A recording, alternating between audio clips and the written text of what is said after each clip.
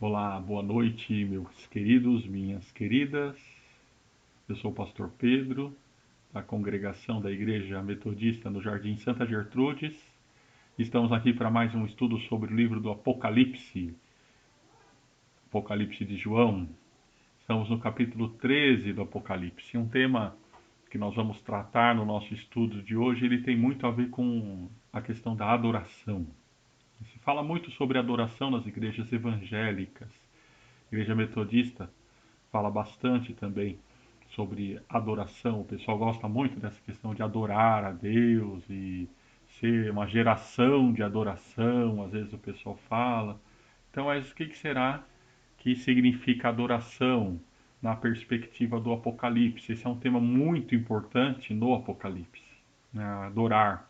A quem você adora é um tema muito importante. Então eu quero trabalhar hoje um pouco com vocês à luz do Apocalipse capítulo 13 e veremos as implicações para o significado de sermos igrejas no dia de hoje, tudo bem? Bom, recapitulando, estamos em Apocalipse 13, vimos na semana passada do versículo 1 ao versículo 10. Voltando um pouquinho, no capítulo 12, nós vimos também então o dragão. Então, a besta e o dragão. O Pablo Richard, um dos autores que trabalha essa temática, ele vai dizer sempre assim: olha, a gente tem que distinguir entre a instituição e e o espírito da instituição. Então, é importante fazer essa distinção. Então, o que o Apocalipse faz ao definir o dragão e a besta, a primeira besta, a besta que emerge do mar, é em grande medida isso. O dragão vai simbolizar, como nós já vimos, as forças do mal, as forças do caos, as forças da morte, não é isso?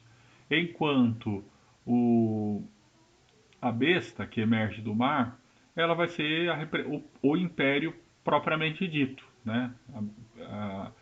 Os, as bestas, os monstros na literatura bíblica e também na antiguidade, em muitos momentos representam reinos, representam reis, representam aqueles que exercem o poder sobre o povo e que exercem esse poder de modo despótico. Na semana passada nós falamos um pouco sobre isso, tá certo? Então, distinguindo o império, é, ele é a instituição que exerce o poder, nesse caso, do dragão. Essa foi a interpretação do Apocalipse, porque a interpretação dada pelos próprios romanos, né, pelo próprio império, é de que eles eram a força do bem, a força de Nikkei, né, a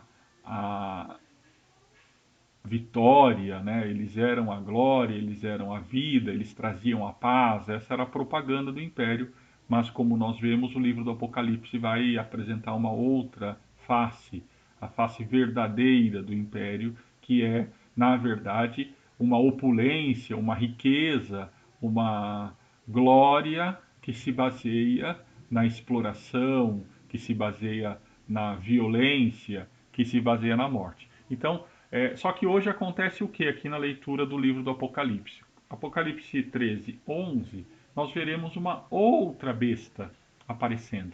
E eu quero ler com vocês, num primeiro momento, então, esse trecho. Apocalipse 13, do versículo 11 até o versículo 18. E aí temos temas interessantes, né? O número da besta, 666 e tudo mais. Bom, diz assim no versículo 11: Vi ainda outra besta emergir da terra. Possuía 2 chifres, parecendo cordeiro, mas falava como dragão. Exerce toda a autoridade da primeira besta na sua presença. Faz com que a terra e seus habitantes adorem a primeira besta, cuja ferida mortal fora curada. Também opera grandes sinais, de maneira que até fogo do céu faz descer a terra diante dos homens. Seduz os habitantes, os que habitam sobre a terra, por causa dos sinais que lhe foi dado executar diante da besta, dizendo aos que habitam sobre a terra que façam uma imagem para a besta, aquela que, ferida a espada, sobreviveu.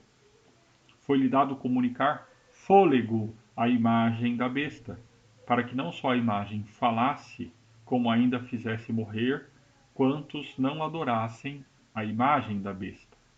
A todos, os pequenos, os grandes, os ricos, os pobres, os livres e os escravos, faz que lhe seja dada certa marca sobre a mão direita ou sobre a fronte, para que ninguém possa comprar ou vender, senão aquele que tem a marca, o nome da besta, ou o número do seu nome.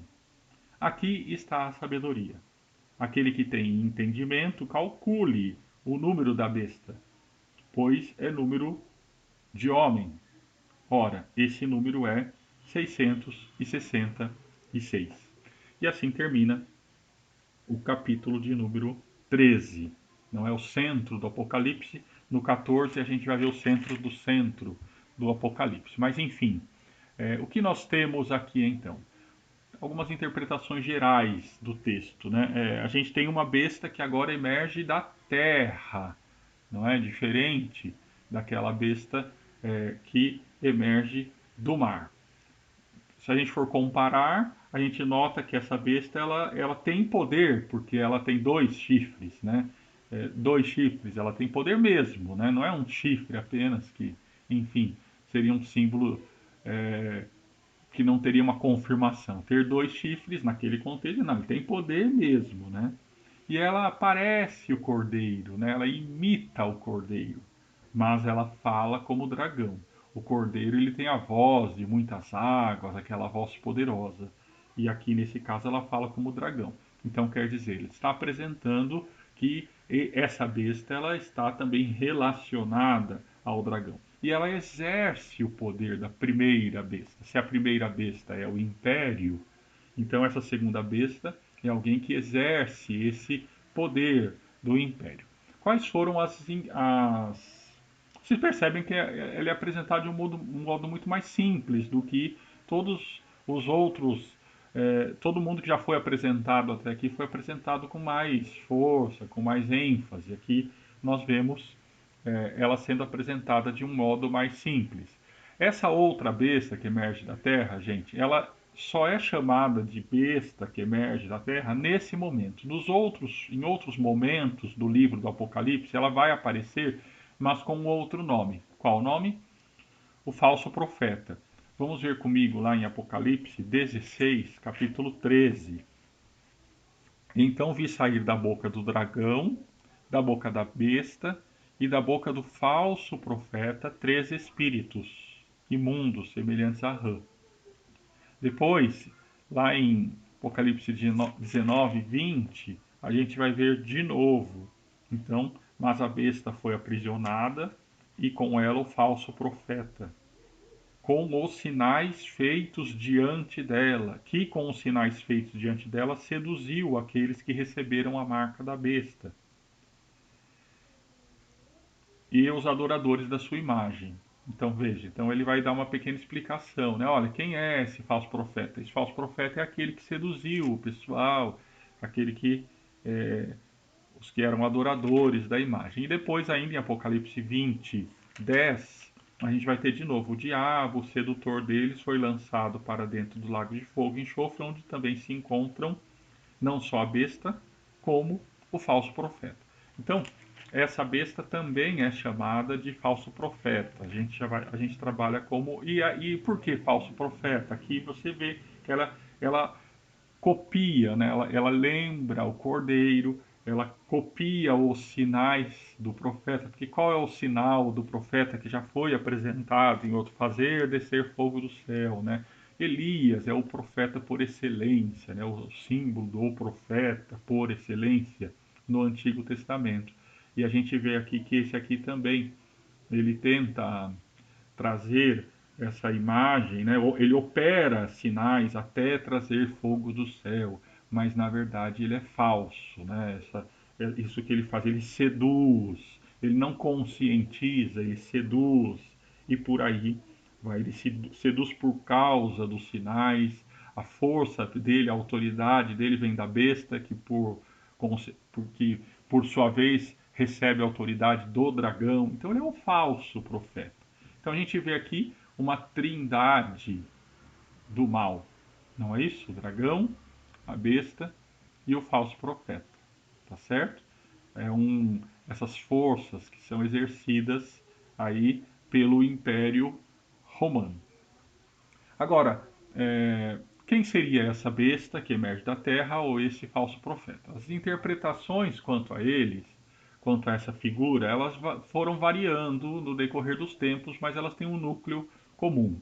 Então, uma das interpretações iniciais seria, olha, elas são os sacerdotes do império, aqueles que organizam, celebram o culto ao imperador, porque ela exerce a autoridade da primeira besta, seduz, o tema da adoração, fazem com que as pessoas adorem. Então, a perspectiva, então, se ela está voltado ao tema da adoração, deve ter a ver com culto, então deve ser os sacerdotes. Essa foi uma primeira interpretação. Outros já vão pelo caminho, não é apenas o sacerdote, é todo culto ao imperador, não é? Só que daí, tanto quando se identifica enquanto sacerdote e culto ao imperador, a gente esbarra num problema, que é qual o problema? O nosso conceito de culto de hoje, o nosso conceito secularizado de culto. A gente vive num mundo muito diferente do mundo do primeiro século. E para a gente, culto é o quê? Culto é um momento, é um lugar reservado no tempo e no espaço. Então eu faço culto em geral, né, tirando esse período de pandemia, a gente ia para a igreja para fazer um culto. Então, só que isso não tinha a ver necessariamente com a ideia do culto ao imperador. O culto ao imperador, você tem eventos culticos, rituais culticos, mas o culto ao imperador perpassava toda a vivência das pessoas naquele contexto, né, no contexto do império. Então a moeda tinha a imagem do imperador, as estátuas, os templos, mas também os negócios, tudo era a guerra, tudo era perpassado pelo culto ao imperador. Por quê? Porque você não tinha uma separação entre igreja e Estado. Ao contrário, o Estado reforçava a vivência e a perspectiva religiosa, que por sua vez reforçava a, a ideologia do Estado. Então, quando se fala, aí você já tem uma dica sobre adoração. Quando você fala em adoração no contexto do Império Romano, você não está falando de um momento separado do tempo e do espaço, a hora do culto na qual você adora. Você está falando de toda uma vivência, tá certo? Isso conduziu estudiosos, então, a pensar, não é o culto ao imperador. Falar o culto ao imperador é muito pouco. Precisamos falar de algo um pouco que as pessoas entendam melhor. Então, chegou-se à compreensão de que essa segunda besta representa todo o sistema ideológico do império, seus eventos, né, seus rituais, seus cultos, do jeito que a gente entende, mais ou menos hoje, aquele momento celebrativo, mas muito mais que isso, seus símbolos, suas moedas, é, sacerdotes, então tudo isso que manifesta então o culto ao imperador. Essa é a interpretação que é mais usual hoje. Eu confesso a vocês que assim, eu acho que eu olho muito ainda aqui para essa besta que emerge da terra como como a imagem dos próprios pessoas que exercem o poder. De um modo particular, até mesmo talvez o próprio imperador. O que me faz pensar nisso? Primeiro, ele emergir da terra, né? A ideia de que o ser humano veio da terra, isso está muito forte na concepção do judaísmo e do cristianismo nascente, que está muito ligado ao judaísmo. A ideia de Adão, né? Adão é o que veio da terra. Então dizer que tem uma besta que emergiu, que veio da terra, parece que está dando essa coisa dessa característica humana. No fim ele vai falar, olha, é número é, de homem, né? Aqui está sabendo, aquele que tem entendimento calcule o número da besta é número de homem. Ele vai ser chamado depois de o falso profeta. Então, não que seja um imperador especificamente, Nero, Domiciano ou algum Vespasiano, não que seja um imperador, mas essa figura do imperador que encarna, que exerce a autoridade do império, não é? E que em seu nome se faz, né, maravilhas, verdadeiros milagres. A gente vai falar daqui a pouco sobre isso, que impõe a adoração ao próprio império, tá certo? E por consequência ao próprio mal, que exige a impressão da imagem do império por aí, né? Seus símbolos, a imagem, a sua própria imagem nas moedas e por aí vai. Então, então assim, eu tendo a ver essa segunda besta como sendo os próprios imperadores, as figuras que exercem essa autoridade. Mas o importante para a gente é entender que o versículo 11 ao 18 está trabalhando de fato todo um sistema de aparato que envolve o culto ao imperador, que envolve esse sistema ideológico do império, tudo bem? Então, vamos lá. Se a gente vê o texto, ele vai dizer, olha, então essa besta ela exerce a autoridade do império, da primeira besta, tá certo? E impõe que todos adorem ao império, a primeira besta. Opera grandes maravilhas. Daí você, mas como assim opera grandes maravilhas? Eu queria passar aqui, é que eu não consegui passar, né? Mas quero que você veja, eu vou deixar um link aí de um lugar que dá para você ver, ou você encontra com facilidade também, é aquele filme Gladiador. Eu sempre me lembro aqui, quando fala assim, faz cair fogo do céu, eu lembro do retrato que foi apresentado no filme Gladiador. Daquele momento do exército, logo no começo do filme, lá pelo 5 minutos de filme, 7 minutos, é uma batalha muito sangrenta, mas tem um momento em que tem uma frase clássica do filme que o Máximos ele vai dizer assim, Quintus, mostre-lhes o inferno. E daí eles, com as suas flechas, né, embebedadas aí de combustível, eles começam a lançar flechas na tropa inimiga. E é fogo caindo do céu, literalmente. É, as cenas de batalha que são retratadas de diversos modos no cinema, elas mostram isso, né? Como que o céu se transforma por vezes em trevas, o quanto que a terra treme com os cavalos, os cavaleiros, né? Vindo e invadindo como parecendo gafanhotos, o barulho e por aí vai, tá certo? Essa cena do fogo caindo do céu. Então é isso, são muitas as maravilhas que eram operadas, as maravilhas tecnológicas operadas pelo Império Romano. É, Veja um pouquinho, né? Pesquise sobre tecnologia no Império Romano, você vai ver grandes maravilhas, né? Exaltadas por todos, né? Coisas grandiosas. Então, essa besta ela exerce esse poder, essa maravilha, só que identificada aqui como uma sedução. E essas maravilhas tecnológicas, elas seduzem os que habitam a Terra. Esses sinais, né, grandiosos, né, os espetáculos, é, a, os espetáculos do circo, os espetáculos de gladiadores, todos esses espetáculos do império são grandes sinais de poder, né, que demonstram o poder, que reforçam o que nós vimos na semana passada. Quem é como a besta em sua glória, né? Quem é como o Império Romano na sua glória. A exaltação ao Império Romano se perpetuou, se perpetua até hoje, sobre diversos aspectos, não é mesmo? A gente tem ainda esse vislumbre da grandeza que foi o Império Romano, seu poderio também. Agora, ele fala desses sinais, mas daí ele vai falar de algo muito importante que é essa tal marca. Então, antes da marca, na verdade, ele vai falar, olha, e foi-lhe dito que eles fizessem uma imagem para a besta que foi ferida e sobreviveu. Então agora a gente entra nessa outra temática, num aparato que ele vai descrever de um modo um pouco mais detalhado. E foi feita uma imagem, e a essa imagem foi dado fôlego, essa imagem tinha vida. Essa imagem falava e essa imagem, todos que não adorassem a essa imagem morreriam. Então aí você tem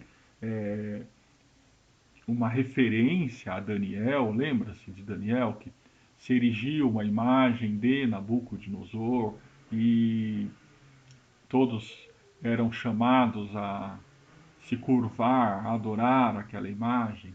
Então, você tem essa referência da imagem que ela você deve tributar adoração a essa imagem. Agora, essa imagem que é apresentada aqui, ela é mais poderosa, ela tem fôlego de vida, só que é um fôlego de vida que mata.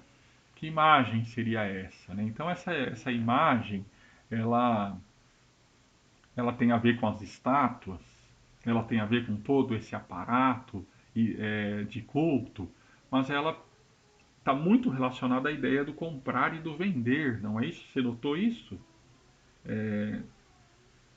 A todos os pequenos e grandes, ricos e pobres, escravos, foi-lhe dada certa marca, ou sobre a fronte, sobre a mão e sobre a fronte, que ninguém pudesse comprar ou vender, senão aquele que tem a marca. Então, essa temática dessa besta que emerge da terra está muito ligado também à questão da economia, está muito ligado à questão da, da moeda propriamente dita.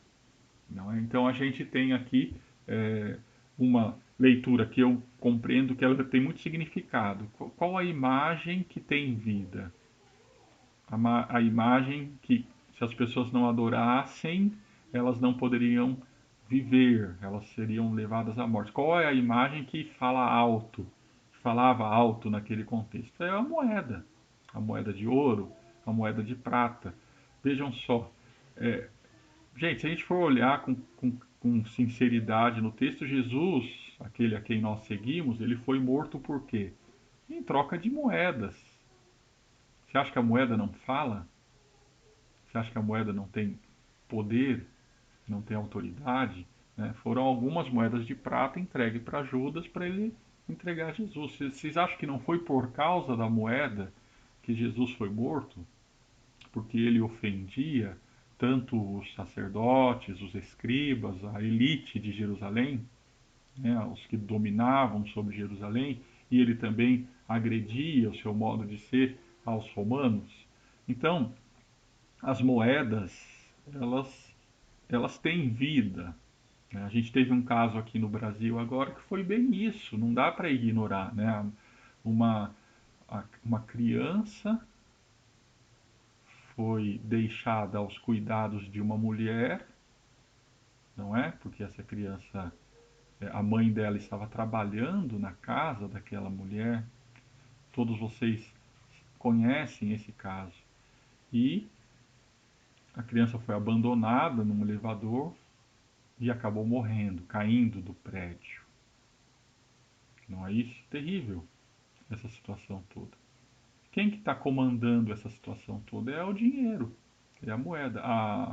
Não é equivocado você dizer aquela mulher que abandonou a criança no elevador, ela saiu, ela não está presa por quê? Porque ela pagou para não estar presa.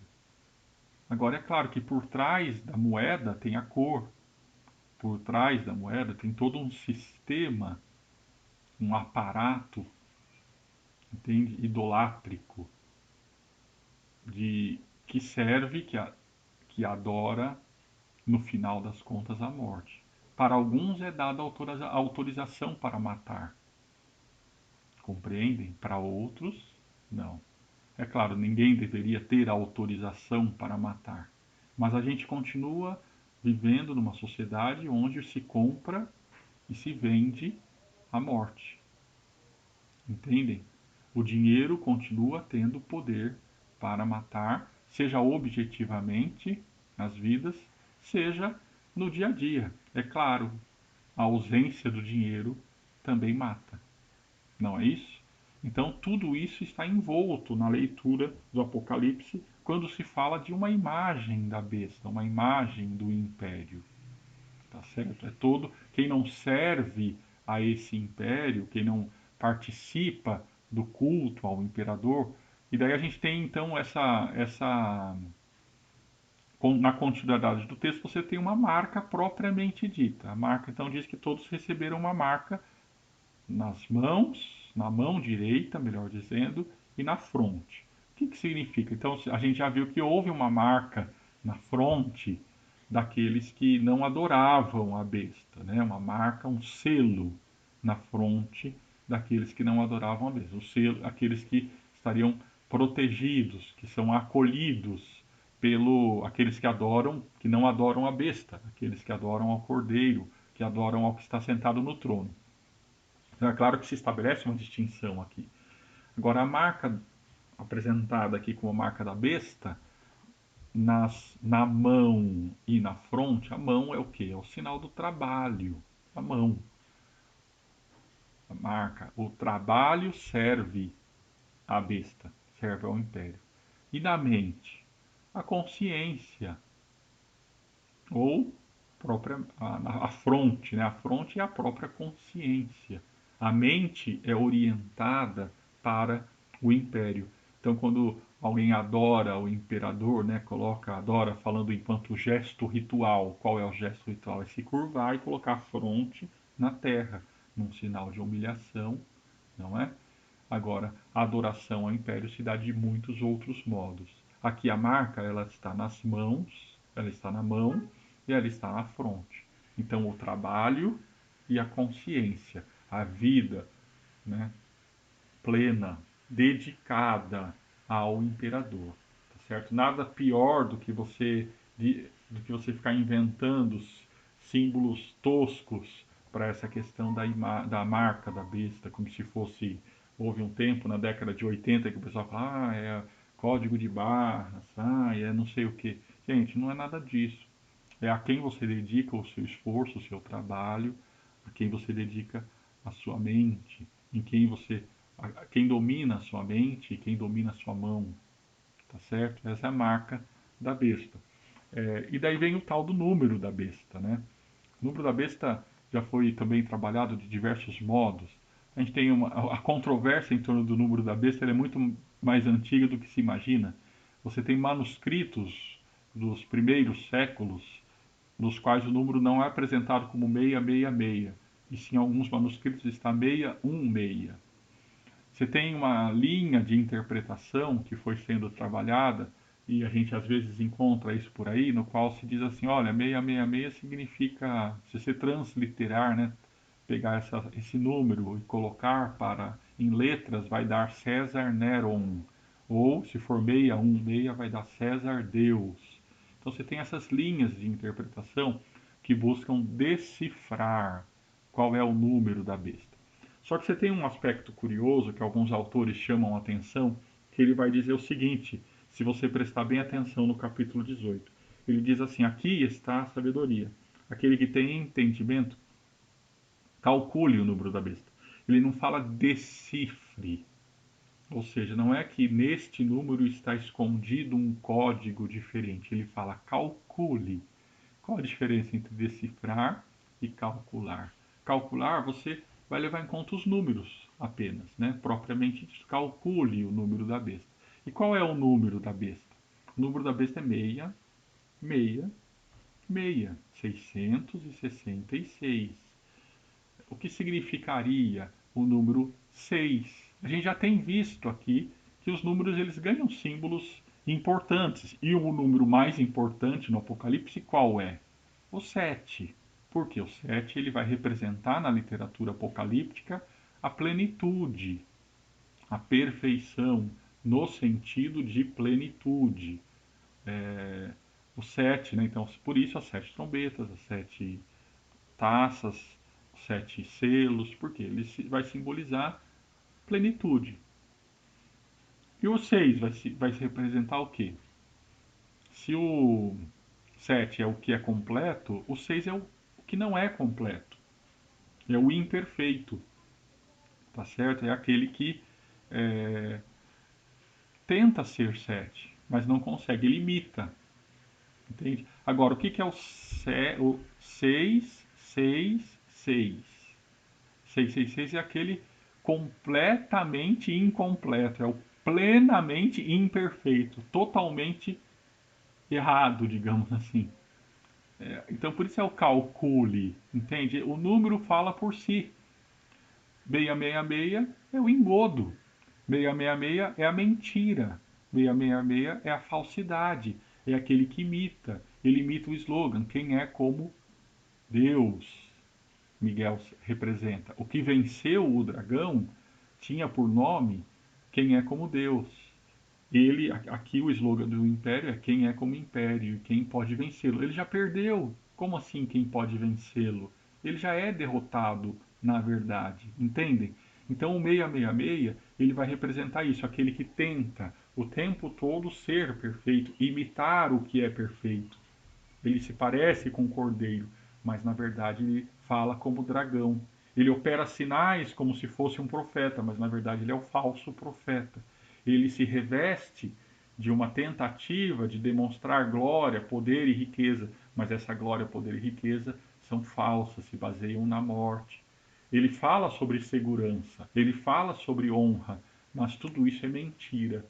Entendem? Tudo isso está baseado num sistema de mentiras. Entendem? Então isso é o 666. O sinal da besta é aquele, é isso, é o engodo, é a mentira.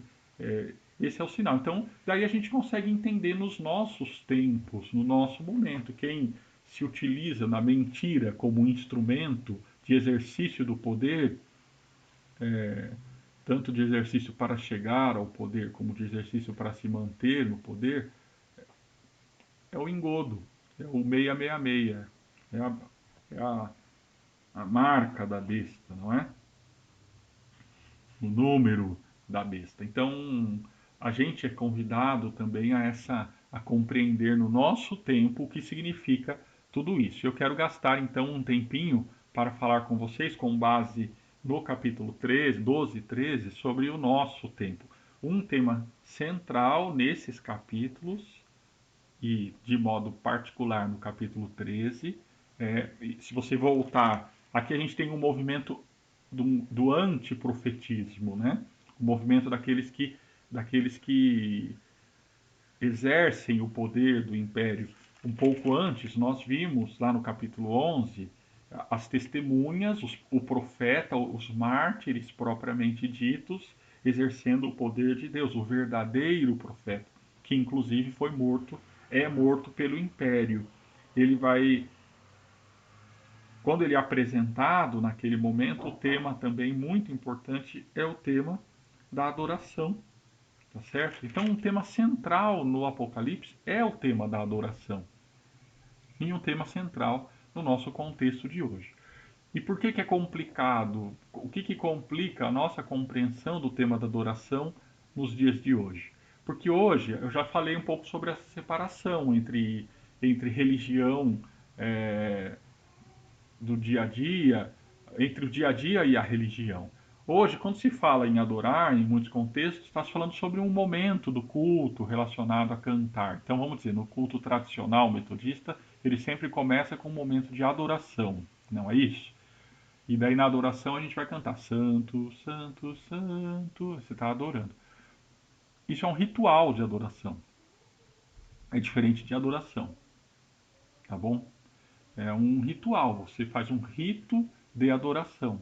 Se curvar perante alguém pode ser, em algum contexto, um rito de adoração. Se prostrar pode ser um rito de adoração. O que deve se distinguir da adoração propriamente dita. Pode haver adoração ou não, ou pode não haver adoração no ritual. O ritual ele pode ser salutar, pode ser bom ou pode não ser. Tudo vai depender de qual espírito que habita, né, naquela instituição que é aquele ritual. Então, adorar não é apenas cultuar, não é apenas cantar. É, outras linhas que, sei lá, talvez poderia se dizer mais avivadas, vão considerar adorar como aquele momento. Na adoração é um momento no qual se chega a algum tipo de êxtase, algum tipo de experiência do adorador, e daí se vai toda para uma outra linha de algumas igrejas que trabalham também por aí, por essa coisa né? A adoração enquanto um momento também do culto. Então também, beleza, é bom, pode ser bom, melhor dizendo, né? Você ter essas experiências, por vezes muito mais emocionais ou existenciais num contexto de culto. É, são rituais ainda de adoração, tá certo?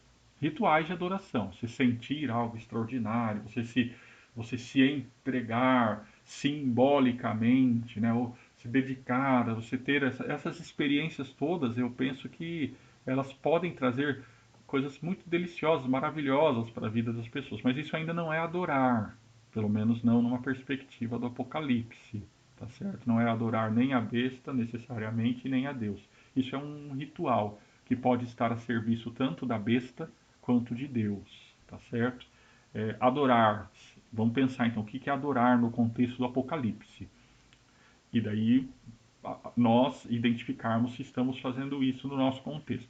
Adorar é se curvar, é se render, é se entregar.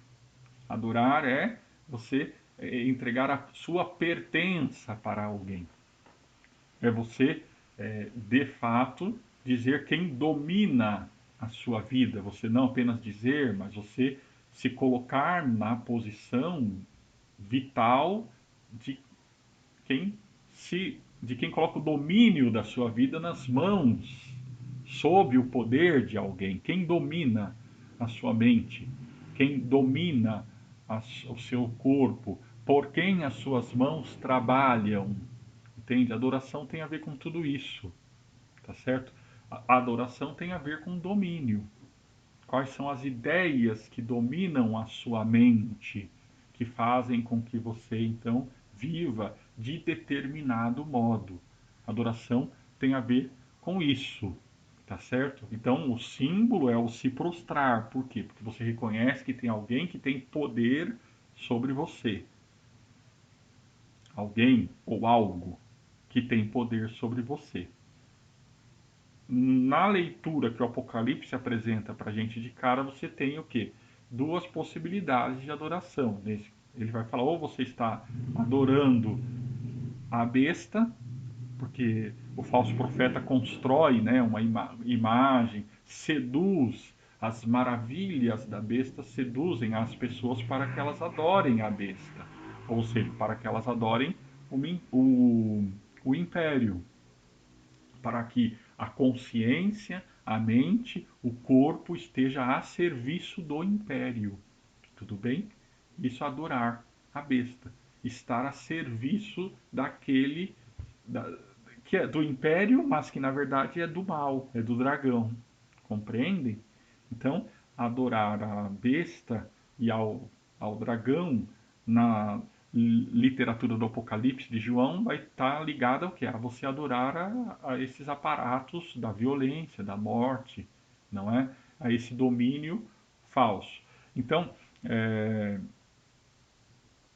o Apocalipse, ele tem um poder, uma força muito grande, por quê? Porque ele vai chamar, porque primeiro ele vai revelar a mentira do Apocalipse, a mentira do império, tudo bem?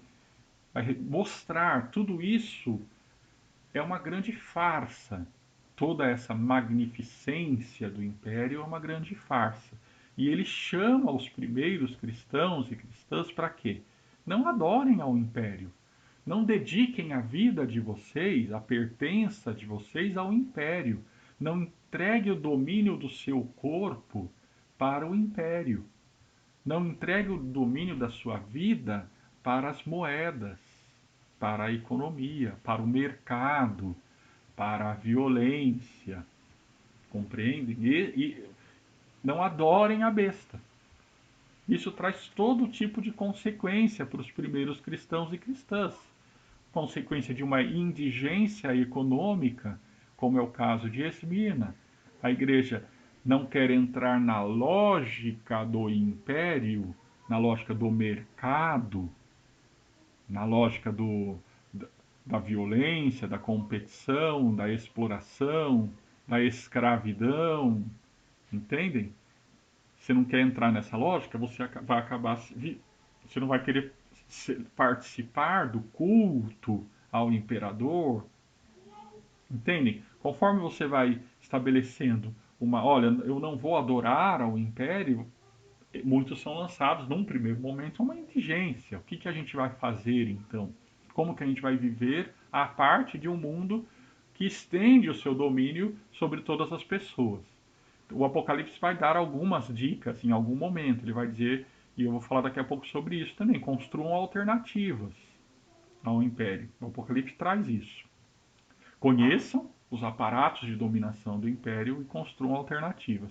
Mas você vai ter também uma consequência que vai ser a perseguição política, a perseguição efetiva, né?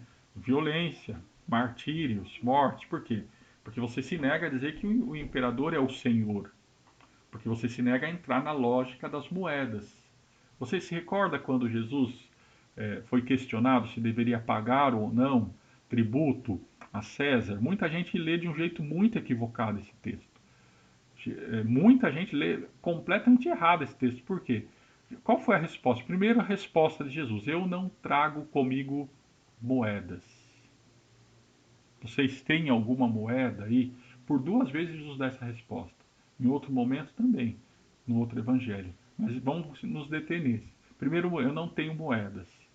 Mostre-me uma das moedas. A hora que mostram, Jesus diz o quê? De quem é a imagem? A imagem é de César. Qual a resposta de Jesus? Dai a César o que é de César. A moeda é de César. Dá para ele a moeda. Eu não tenho moeda para dar. Mas você pode dar sua moeda para ele. E a Deus o que é de Deus. Tem gente que defende a partir desse texto a separação entre religião e as coisas da religião e as coisas do Estado. Não existe nada mais terrível do que fazer isso. Por quê? Porque essa compreensão ela nasce de uma perspectiva idolátrica. Qual é a perspectiva idolátrica? A chave para entender o texto dai a César o que é de César e a Deus o que é de Deus está na resposta à seguinte pergunta: o que é de Deus? Quando Jesus responde desse modo, ele encabula, né, ele envergonha as pessoas que estavam tentando fazer uma armadilha com palavras para ele. Por quê? Porque responda-me com sinceridade: o que pertence a Deus? Então, dai a Deus o que é de Deus. E o que é de Deus? Não é a moeda, entende? O que é de Deus é tudo, toda a criação, toda a nossa vida, tudo pertence a Deus. A César pertence o quê? Então, Jesus humilha a César quando ele dá essa resposta. O que Jesus está querendo trabalhar? A nossa adoração, entendem? Não é a moeda. A nossa vida não está vinculada à consciência. A gente não está condicionado à moeda. Ele quer estabelecer um novo modo de viver a vida, um novo modo de construir os nossos relacionamentos, que não passam pela dependência de César. César é muito pequeno, Deus é muito maior. Entende? Ninguém se compara a ele. Então, a oposição entre César e Deus já havia acontecido no Evangelho e aqui acontece mais uma vez. Os primeiros cristãos e cristãs entenderam: eu não vou dar a César a minha vida, a minha consciência, eu não vou dar a César o meu trabalho, o fruto do meu trabalho, porque isso tudo pertence a Deus, o Criador. Então isso gera o confronto, gera a perseguição. Jesus também foi morto. E aqueles que seguem o Cordeiro, por vezes acabavam sendo mortos também. Tá certo? Então a crítica que, mais uma vez, que o Apocalipse faz, ela é grandiosa. Quando a gente fala em adoração, a gente está falando também sobre isso. E a gente precisa trazer para o nosso tempo, para o nosso contexto. Então, o que significa adorar no nosso contexto? Adorar a Deus numa perspectiva apocalíptica, mas poderíamos dizer numa perspectiva bíblica, tá certo? É... Primeiro, a gente não dá para negar que a nossa sociedade se fundamenta na injustiça. O nosso tempo, o nosso mundo está baseado na injustiça, em relações injustas, em que você tem. é, eu citei aqui uma questão relacionada ao racismo que domina as mentes das pessoas. Os nossos sistemas são construídos de modo racista, permeados pelo racismo. A gente tem um culto à violência no nosso contexto, as pessoas cultuam ainda hoje assim a violência, um culto aos mais fortes. A gente sabe que ainda hoje o dinheiro, que a economia tem vida, né? E as pessoas colocam assim, tem que salvar a economia. É um engodo, né? É uma grande mentira essa ideia de que a economia é viva ou ela tem vida, mas de fato ela tem domínio sobre as vidas, ela tem poder, não é isso? É, enfim, o culto ao dinheiro, a gente tem uma cultura de ascensão social, né? Eu tenho que ascender socialmente, eu tenho que ter as coisas, eu tenho que galgar espaços de poder. Então, o nosso tempo também é um tempo que se baseia, a gente vive numa cultura, numa sociedade que gira tudo em torno do dinheiro. É claro, qualquer um podia, pastor, mas vai viver sem dinheiro. Quem consegue viver sem dinheiro, né? Não sei se vocês sabem, mas quando comecei o meu pastorado, eu não tinha conta em banco, né? É, sistemas bancários são terríveis. Quem não sabe disso, né? Com a como que eles conseguem se basear tamanho lucro, né? A partir do rentismo, enfim, a partir desses juros absurdos. Então a gente vive numa sociedade absurdamente injusta. Quando eu era pastor lá no começo, eu não tinha conta em banco, né? Então eu recebia só em dinheiro. Chegou uma hora que o diretor falou, não dá, pastor, né? Eu nem ganhava tanto assim, mas tá difícil. Eu só fui ter uma conta em banco quando eu cheguei aqui em Jundiaí. Porque antes eu já tive conta antes em banco, mas passei um grande período. Mas é difícil, né? E como que a gente conseguiria viver sem uma conta em banco? Então a gente está vinculado a esse sistema todo que é um sistema opressor, que é um sistema desumano, bestial, tá certo? Então, o Apocalipse, o primeiro ponto que ele traz para a gente é uma crítica radical à desumanidade dos sistemas, dos impérios. Os impérios que têm por vida, os sistemas que têm as vidas como descartáveis. O papel do Estado, o Estado ele é um instrumento, né? Agora, dependendo do espírito que insufla, né? O espírito que domina o Estado pode ser um espírito de morte ou talvez possa vir a ser um espírito de vida. Eles estão, ou por vezes eles estão se combatendo no próprio Estado, mas o Estado teria supostamente por objetivo defender as vidas das pessoas. Agora, quando o representante do Estado diz, não, gente morre todo dia, é verdade, gente morre todo dia, sinal de que nós devemos lamentar, né, o papel da morte no nosso tempo. Mas existem mortes que acontecem pelo abandono. Existem mortes, aí é a palavra mentirosa daquele que representa a besta. Né? Quando ele diz assim, gente morre todo dia. Isso é mentira? Não, é verdade. Mas não é toda a verdade. Por quê? Porque tem gente, porque tem morte que é, vamos chamar assim, natural. Tem morte que a morte faz parte do viver, não é tudo que nasce, morre, é verdade isso. Mas existe morte que não é natural. Existe morte que foi que, que é fruto da desigualdade. Existe morte que é fruto do abandono. Existe morte que pode ser evitada dependendo da ação de quem tem poder. Compreendem isso? Então é um grande engodo, uma grande mentira. Sim, no nosso contexto atual, o Estado deveria ter por objetivo proteger as vidas e reconstruir. Então, essa situação que a gente vive de uma pandemia poderia nos conduzir a uma revisão dos nossos sistemas de desigualdade, dos nossos modos desiguais de enxergar a realidade. Afinal, não é desejo do Criador que haja desigualdade entre as pessoas. As desigualdades são construídas pela força do dragão. Tudo bem? Então, o Apocalipse nos convida a uma crítica radical dos nossos sistemas que se baseiam em desigualdade. Se você consegue iniciar, suspeitar de que os nossos sistemas são errados, talvez você já esteja no caminho certo, no que diz respeito à adoração a Deus. Bom, a gente tem um problema na igreja. Qual é o problema? Quando eu começo a falar disso, algumas pessoas já ficam bravas. Por quê? Porque elas falam, o pastor fica falando de política. Mas da onde vem o incômodo das pessoas em que a igreja trabalhe, viva em diálogo ou crítica com a realidade?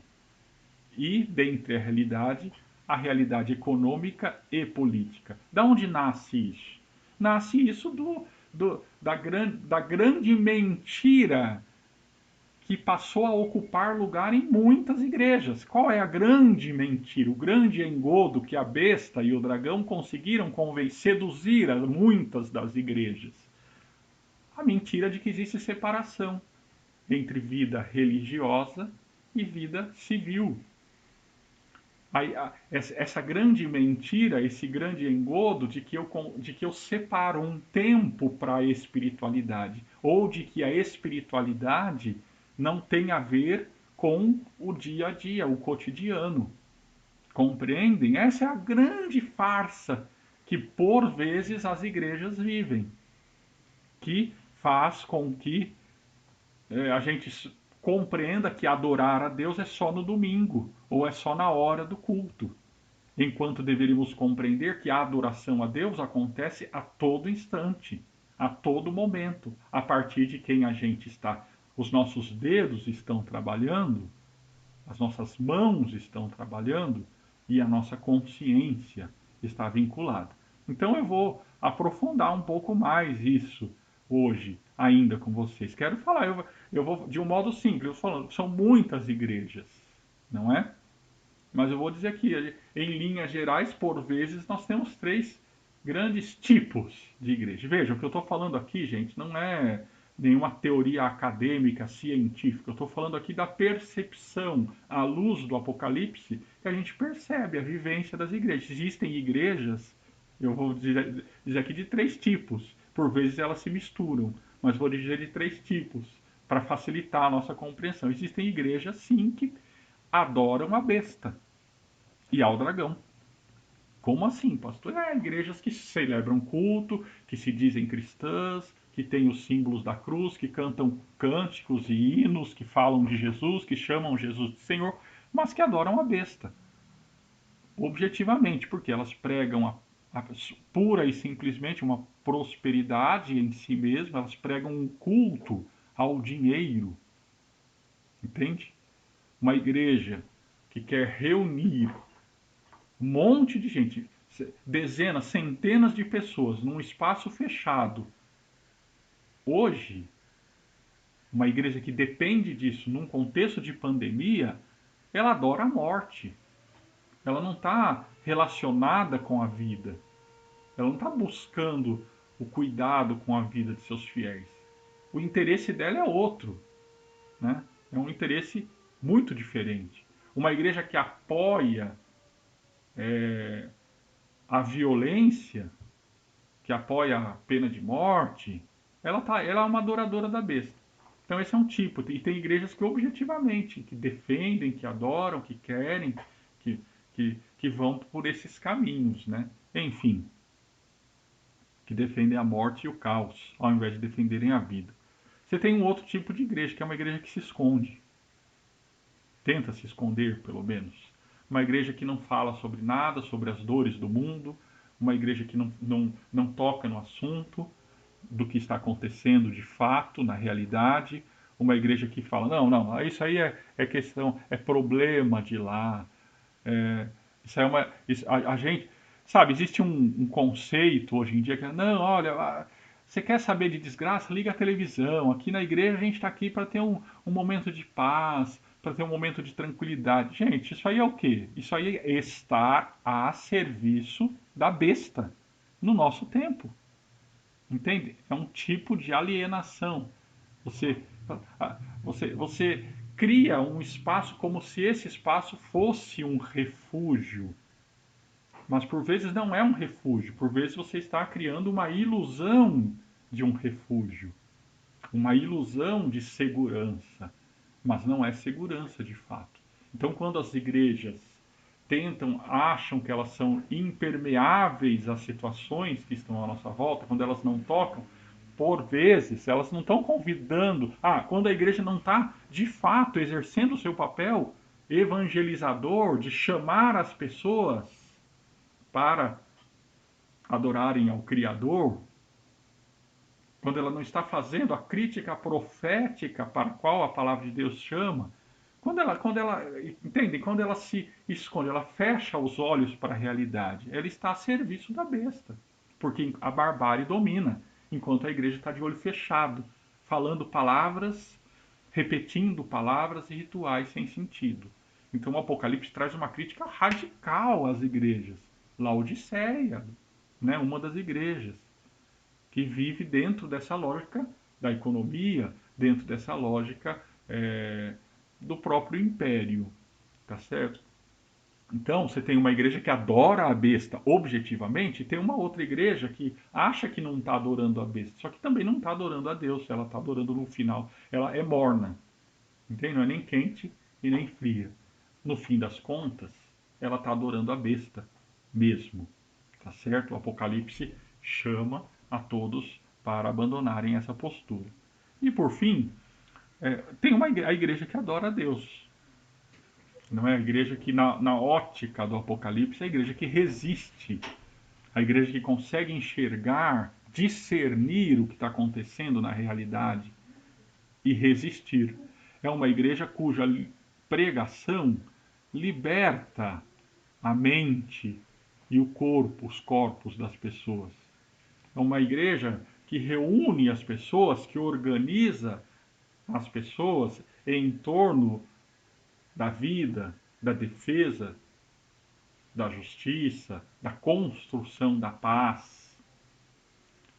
Uma igreja que não se deixa levar pela lógica da moeda, da economia, mas que busca alternativas, que constrói alternativas. Um grande desafio, um desafio imenso ser igreja no nosso contexto de hoje, assim como era naquele contexto do Apocalipse. Mas esse é o convite que o Senhor nos faz. Por quem as nossas mãos estão trabalhando? Estão trabalhando pela mentira ou estão trabalhando pela construção da vida, preservação da vida? Entendem? Então, o Senhor nos convida a olharmos, a avaliarmos a nossa igreja, gente que aqui, Igreja do Jardim Santa Gertrudes. Qual é o nosso papel nesse bairro? Nosso papel é ser um lugar onde as pessoas se escondem? Ou o nosso papel é ser um lugar onde as pessoas encontram libertação, encontram fortalecimento, encontram salvação e daí se unem para resistir, para questionar os desmandos dos nossos impérios e das bestas do nosso tempo? Vamos refletir mais sobre isso e vamos refletir e compreender de um modo mais pleno. A gente está aqui no meio do Apocalipse, né? Vamos chegar agora no Apocalipse 14. Vamos compreender o significado de sermos verdadeiros adoradores de Deus no nosso contexto, no nosso cotidiano. Quero conversar mais com você sobre isso. Então, estou marcando um encontro para a próxima semana em que a gente vai poder conversar, assim, mediante um dos aplicativos que a gente tem aí de bate-papo, de conversa, para a gente poder conversar. Mas peço para você, manda desde já a sua compreensão sobre esse tema, suas, suas questões, suas dúvidas, críticas, para que a gente possa construir junto a nossa consciência do significado de ser cristão e cristã no nosso tempo. Amém? Que Deus abençoe a você, que a graça de Deus e o seu fortalecimento esteja conosco e com o nosso mundo.